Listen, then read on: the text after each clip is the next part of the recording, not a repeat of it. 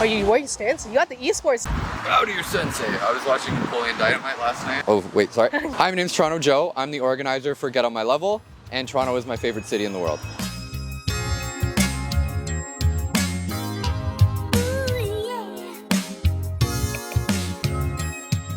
What made you get into esports? What made me get into esports? So I loved video games as a kid, played them 24/7 pretty much growing up. And as the internet started to boom, the advent of forums, I discovered that there was actually a website called Smashboards, which was dedicated to competitive Smash Bros. And me being the super competitive person I am, I always would play my friends in Smash in my neighborhood and like try to figure out how to be the best. So I just was searching up like advanced techniques or like how to be good at Smash Bros. And I discovered Smashboard. From there, I realized that there were tournaments that were in my city. I like begged my parents to go. I was crying, being like, no, like I have to go. This is gonna be the only tournaments in the world. You gotta take me to this. They were super skeptical to take me, but they eventually agreed. They drove me all the way to Niagara, which was my first tournament. And there were about 70 people there. And I just fell in love with the community. It was so welcoming, so many homies, just like such a good vibe. And from that point forward, I was like, this is where I need to be. And yeah. What was the turning point that made you realize that you could make esports more than a hobby? The turning point that made me realize that I could make esports more than a hobby was definitely Get On My Level 2016. I feel like that was the year where GOML went from a national to a major. And for me, it was kind of like, because so many people attended and we had so many high profile players that were in attendance and the viewership was insane and just like the storylines and the way that it played out, it just felt like it was a sign for me to keep going and keep scaling it up. So I didn't necessarily feel like I had achieved my dream, but I knew that the dream was in sight. So for me, that was really big, and understanding that, you know, maybe this could grow into something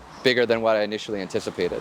What's your greatest achievement and what were the moments leading up to it? Greatest achievement, I would say, I'm really proud of the fact that we made it to our 10-year anniversary and, you know, that we still kept the event running during COVID. It's essentially, you know, been a staple of the Canadian Smash community every single year. I'm just really proud of the fact that we haven't given up, that it has such like a rich history in the community and that it's still around today and still growing. I think that's a testament to, you know, how dedicated the scene is and how passionate people are. Yeah, I would say definitely the fact that we made it to 10 years and, you know, we're still going. Who's your biggest inspiration? I would say my biggest inspiration outside of esports would be Terry Fox, just because the perseverance and what he did is just like absolutely insane. And he's just an icon of Canadian history, so definitely Terry Fox. And then inside of esports, probably Matt.Zeb. He was pretty instrumental with helping me to learn like the ins and outs of TOing, and he was just someone that was always there for me when I had questions as a TO. And I remember during one of the GOMLs when all of the Start GG issues happened, he like manually reseeded the tournament with me, and we spent like 4 hours doing that. So just like a super homie and just an amazing TO, so probably him. Why do you continue to do what you do?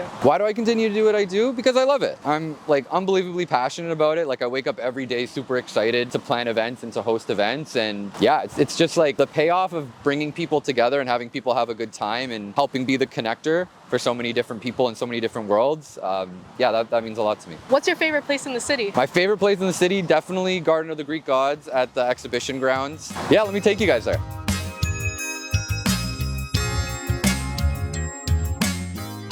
What makes you stay in Toronto? What makes me stay in Toronto? So family, friends, the culture, like just so many amazing spots here, and it truly feels like home. I've lived in a few different cities, few different countries, and nothing really compares to the vibe I have here. It just, yeah, I feel very connected to here.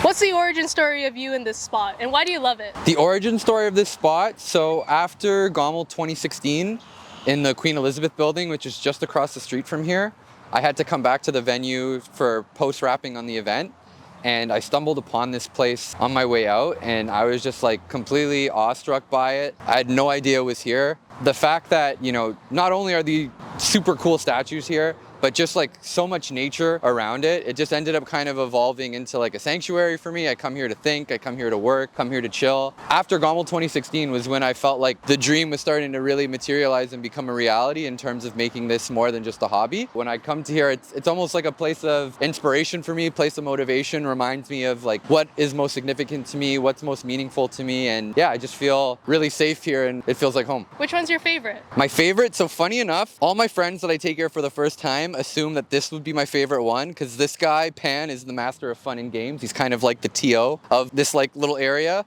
but my favorite one is definitely the Phoenix, which is just over there. It's like one of the smaller statues and one of the more low-key ones, but I just feel like the story behind it is so cool. So for those that don't know, the Phoenix burned itself and destroyed itself through its own fire, and then came back and rose stronger through its own ashes. So I just feel like it's like a really cool story of resilience and perseverance. And it just reminds you like not to give up on your dreams, and the fact that, you know, my dreams kind of all started in this area. It's kind of like a full circle moment.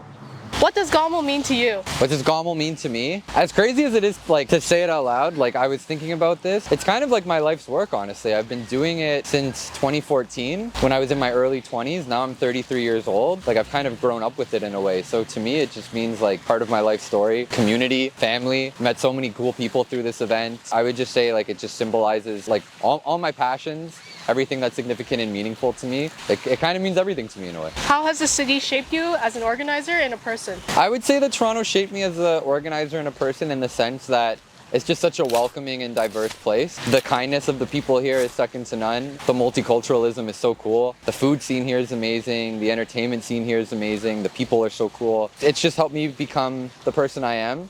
Like I said, like I feel like this is home. Even if I wasn't born and raised here, I think if I ended up here for whatever reason, I still would have ended up planting my feet here and staying here long term. Just because like it just resonates so much with me, and I really identify with everything that it stands for. So yeah, I would say it's helped shape me into the person I am. Any final words for your supporters out there? Thank you guys so much for supporting the event. It's fucking crazy that we've made it this far. Like who would have thought when we were doing this in 2014? Now in 2025, it would be bigger and better than ever. So like genuinely thank you to everyone that supported the event and believed in it. And whether you're at home watching it or in person supporting it, like it means so much to me, and just thank you for being part of this. I'm immensely grateful and have so much gratitude to everybody that's helped get us there, and you know, from the staff to the volunteers to the players, like what a community effort this has been. The fact that we're still standing, still doing this, like a game like Melee should not be around, but the fact that it is so cool and means so much to me. It's my favorite game in the world, greatest game of all time, and let's continue keeping it alive, and let's continue doing this for as long as we can.